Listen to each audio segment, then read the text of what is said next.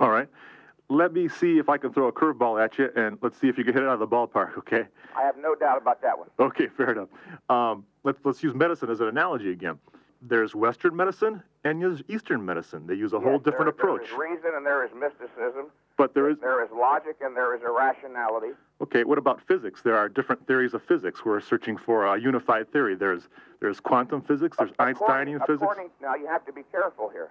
I Okay. just wrote a lengthy paper on this entitled Mind Training. It's going to be published in Flex. And in fact, I talked about physics, believe it or not.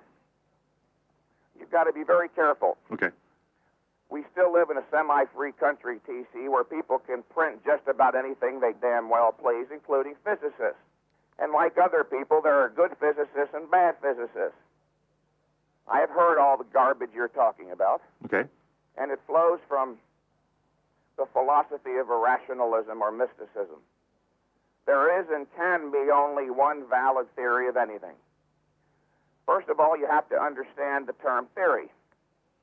A theory is a set of principles which purports to be either a correct description of some aspect of reality, like physics or bodybuilding, and or a guideline for successful human action. In other words, reality is the realm of the truth.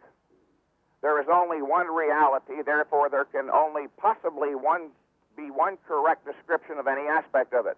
Yes, there are diverse opinions. There are those who are offering poorly considered opinions.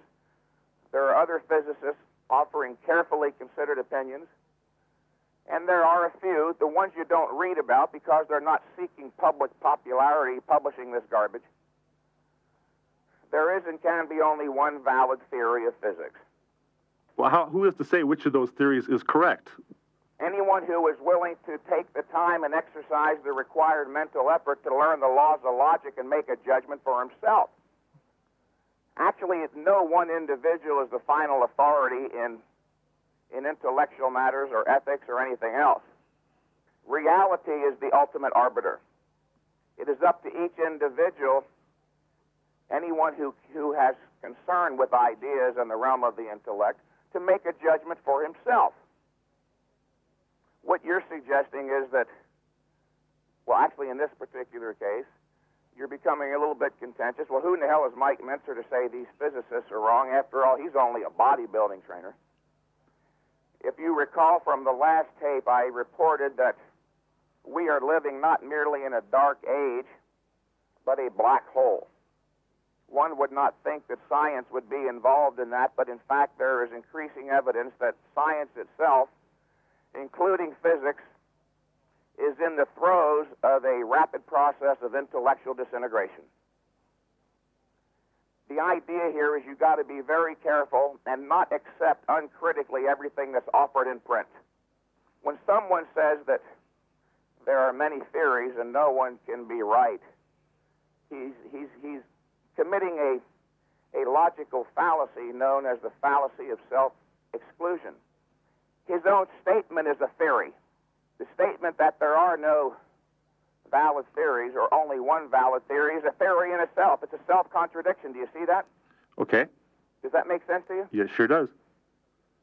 All right. But let me finish. I was just saying that if I ask you a question, it doesn't necessarily mean that I believe that way. I'm a reporter, an interviewer. I'm not allowed to have opinions. So I'm asking you things just so that you may, so we can just stir some conversation, okay? Fair enough? So be it. Okay, all right, good enough. You sent us a letter recently that said that there's evidence coming out of Texas that overtraining can actually be harmful to your health. Well, in fact, I was going to bring that up myself. I have that letter to Bill Phillips sitting right here in front of me. If you'll indulge me, I'll read that letter. Okay. Listener, this is a letter I wrote to Bill Phillips on January the 11th. Indulge me here for about a minute or two. You'll find this letter most interesting. Sure. Dear Bill, a quick note to let you know that things are going very well. My articles apparently are extremely popular, as evidenced by the number of letters and phone calls I get. The majority are from agonizingly confused bodybuilders smart enough to understand my factually based, logical, non-contradictory philosophy. Many were even on the verge of giving up training entirely frustrated after months and years of no progress. Most gratifying recently has been the increasing number of very well-educated individuals, including physicists, in fact, there, TC. Okay. Chemical engineers, cardiac and neurosurgeons, et al., who find my articles very appealing. Many of them have called as a result of your still sending out those audio tapes we did. Thank you.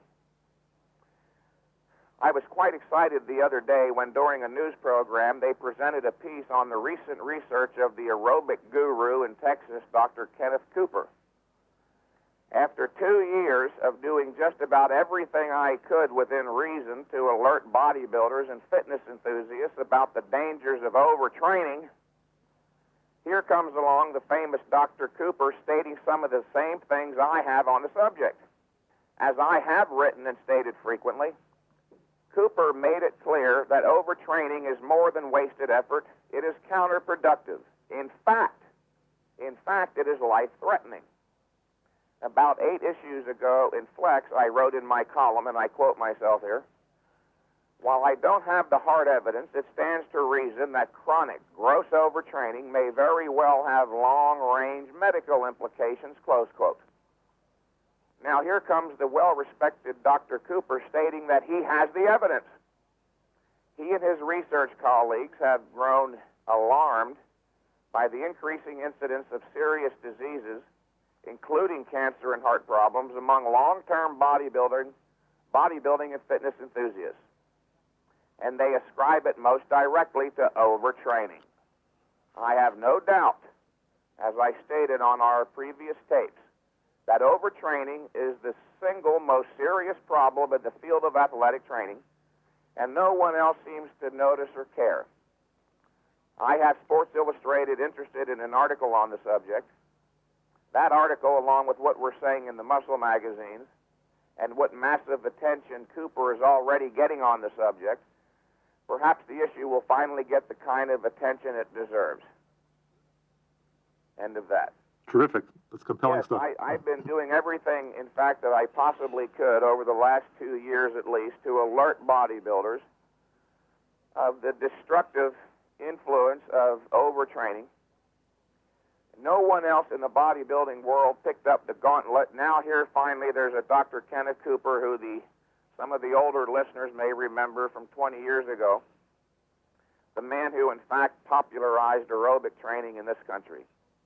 He is saying, listener, that overtraining is not merely counterproductive in that it hampers your training progress. It is literally life-threatening. In his book, which I have here in front of me, he cites a number of case studies involving individuals among his many clients down there at his institute in Texas who started coming down with heart disease and cancer. So many, in fact, TC, that after a while he got alarmed. He was quite stymied by this initially. He couldn't figure it out. These were purists, if you will, individuals who didn't drink, smoke, eat fats. They were running several days a week, even lifting weights, and all of a sudden they were getting heart attacks and cancer. He and his alarmed colleagues undertook a research program that finally yielded the answer: overtraining. And it's not hard to understand if you look at training as a form of physical stress, just like sunlight is. Sunlight is a form of physical stress on the body, just like exercise. Up to a very definite point in time, exposing your skin to high-intensity sunlight stress will yield you a positive course known as a suntan. Any slightest bit beyond that will result in a negative, a sunburn.